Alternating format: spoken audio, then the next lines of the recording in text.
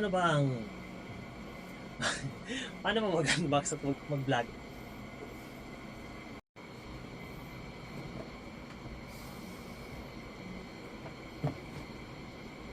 Gusto niyo ba makita ko ano laman nito? Panoorin niyo. It's JC. Ano ba yung mga kasama nito? So, okay. Actually, na-unbox ko na to kasi binili natin siyempre. Suka tayo. At siyempre, nag-fit tayo. Tingnan natin kung ano yung sa atin, fit sa atin. Ito na. Ito na. Wow!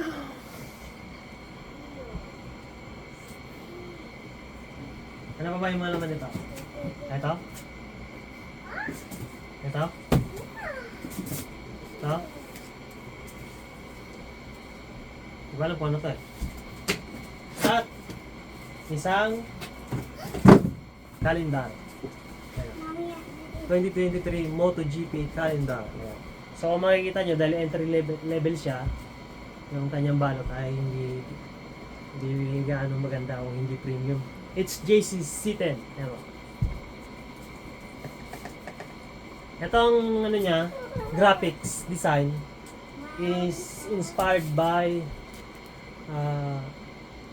parang kay Fabio Quartararo. Ito yung graphic design na to, Fabio Quartararo. Limited po ito yung ganitong design, limited lang. So bakit nga ba ito ang pinili kong helmet? So isa-isahin natin. Okay? Una, yung looks niya,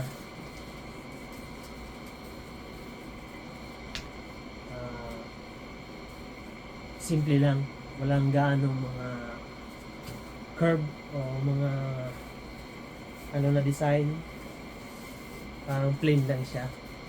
Yun ang unang nagustuhan ko dito. So ito palang SJC C10 ay ang kauna-unahang C10 ng HJC na dumating dito sa Pilipinas. So, ito, base sa mga napanood kong review sa YouTube, ito, ano siya, ECE approved 2206, means tinesto ng maigi at safe siya gamitin. Isa sa mga feature na nagustuhan ko dito is yung niya ng visor, nandito lang sa kaliwa. Niya, simple lang. At higit sa lahat, affordable. Kayang-kaya ng presyo. Itong helmet na to ay intercom ready na rin siya. Tsaka yung tanggalin natin yung lining para makita nyo yung lining niya. Ang ganda ng pagawa. And ano na rin para to, quick release, hindi siya double D-ring kasi nga entry level na helmet. Siguro yung iba kahit entry level ng double D-ring, pero mas preferred ko yung ganitong quick release kasi di naman tayo nag-race. Mas madali kasi ito tanggalin, lalo kung may mga biglang stop over. Tanggal natin yung padding. Ang ano nga lang dito sa helmet na to, hindi pa siya, wala siyang emergency quick release. Ayan. Ito yung lagayan ng intercom. Nakita ba? Mm-hmm. Ang gaganda sa helmet na to, intercom ready na to. Ayan. So, kung gusto mo maglagay ng intercom, lalagyan mo dito. Malaki yung lagayan ng speaker niya. And then ito yung sa ilahin mo lang dito. Washable lining. Pag napili ka pala ng helmet, isa pa sa mga dapat mong tingnan ay yung lawak ng paningin mo. Kung saan nagdaan yung abot ng cut niya. So, ako pag napili ako ng helmet, tinitingnan ko kung ito yung cut dito. Kasi pag hanggang dito, makikita ko yung side ko dito, makikita ko. Pero pag yung cut hanggang dito, halos pantay dito sa ng mata mo. Hindi mo makikita dito, halos ganyan lang yung makikita mo. Dito na lang. So, pag dyan na lang yung nakikita mo, hindi mo nakikita, may nasa tabi ka na pala na rider o sakyan, minsan magugulat ka. Kaya kung pipili kayo ng helmet, titingnan yung cut dito. Para sa akin yun ang gusto ko kasi. Yung hanggang dito kasi para yung paningin ko nakakalabas pa rin dito sa side na to ito. Kita nyo ba?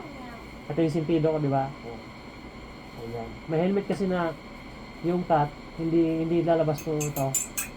So mahirap yun sa sa view ng paningin mo. So baka madisgrasya ka lang. So isa yun sa mga gusto ko sa helmet o tinitingnan ko sa pagbili ng helmet. And then ito yung ganito yung bukasan, ano ba to? Kasi pag dito ayan mo dito tatakpan ka eh. Okay naman pag nandito yung camera mo, dudukutin mo gano'n kasi nandito yung camera mo eh. Maabala ka rin. Unlike nung nandito siya, hindi ka maabala ng camera mo dito. Pag nandito, sa akin yun ang gusto ko. Siyempre iba-iba naman tayo ng preference. Depende pa rin yun sa gusto nyo. So dapat hindi nag-wiggle yung helmet ng gano'n. Pag gumanon ka, dapat sumasabay. Ayan. Tapos walang pinpoint. Walang pinpoint dito sa noo kasi masakit yun. Walang pinpoint dito sa panga. Yung dito banda sa panga natin. Pero yung fit niya, snug fit. Yung sumasabay, o gano'n. Yun ang preferred ko sa pagpili ng helmet. So, kasi yung pagbili ng helmet, hindi naman yung basta-basta yung nagustuhan mo lang. Yung dapat, yung komportable ka at safe ka sa comfort mo sa kanya. Mas magiging safe ka. Lalo kung ang helmet mo ay komportable kang gamitin. So, yun lang. So, masabi ko sa pagpili ko ng helmet yung sa akin yun ang preferred ko kung paano ako pumili ng helmet. So, presyo ng SJC C10.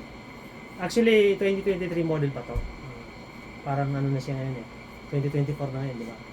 So, ang presyo nito is 7,100. So, sa ibang store, di ko alam kung magkano na yung presyo nila. Bumaba na. Pero ang bili ko nito, 7,100. Yung mga walang graphics design, 5,100. Yung iba. Ito, 7,100. Okay, first use.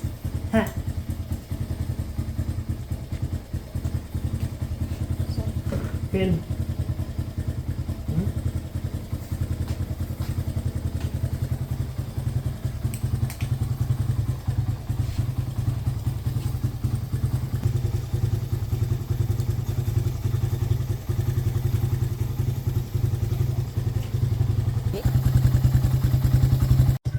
Alright.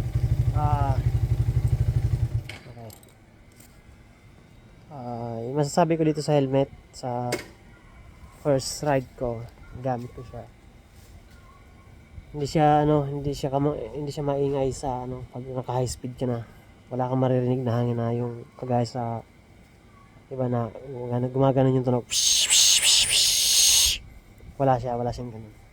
Ayos siya, silensyo. Pero hindi naman siya totally wala kang maririnig na hangin. Meron pa rin pero hindi yung parang sumisipol yung hangin. Yun ang napansin ko sa helmet na to. So, okay siya gamitin. Tsaka komportable. So, hanggang dun lang. So, sana may napulot kayong idea sa akin kung paano pumili ng helmet. Mag-iingat kayo lagi. Ride safe sa ating lahat. Thank you. Peace out.